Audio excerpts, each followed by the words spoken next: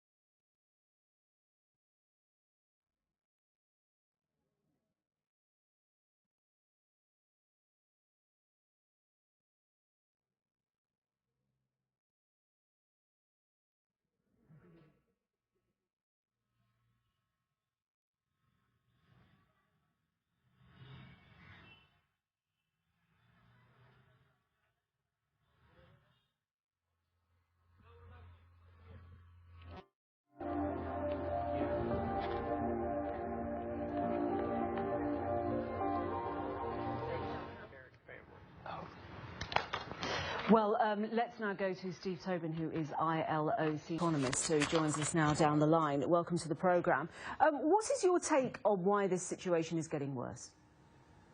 I think what we note in the report is that much of the increase is in fact due to a slowdown in many of the major emerging economies. And so what's really kind of taking place now is the deeper than anticipated recessions in mostly, in particular, Latin American countries, are really kind of hitting labor markets this year.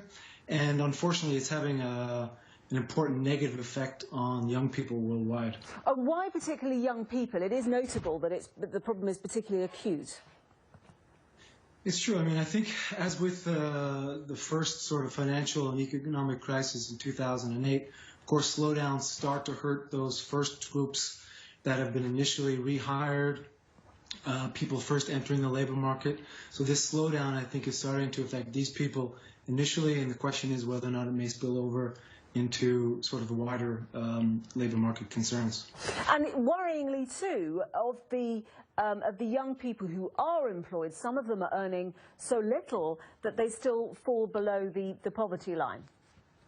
Absolutely. So as you say, the worry is not just one of the number of jobs, I think, for young people, but in fact whether or not the jobs that they are finding is one of quality. And so what we see all too often, and this is especially the case in many emerging and developing countries where the issue of unemployment per se, it's not really something that they are sort of attached to necessarily. And so many really need to find that job. But unfortunately, more than a third of them in these are earning less than $3.10 a day. Yeah. So then the most important question is what can be done? Well, I mean, I think in both instances, whether or not it's in some of the more advanced countries or emerging and developing countries, it's really, I think, first to take note of the magnitude of the problem, as you say, which is enormous. The second thing is the stark contrast to what we've seen is from 2012 there was a decline. Now we've seen a reverse of that, and that I think is troubling. So let's not assume that everything is going to continue to get better. And so as many of these countries sort of think about ways to stimulate their economy, they should also take into account employment objectives and think about youth. And importantly, I think the key here is to ensure they're kept as close as they can to the formal labor market.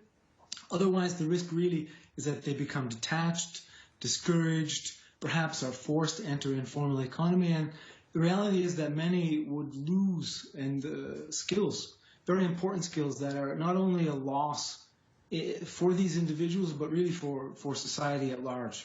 Steve Tobin, thank you very much indeed. Thank you.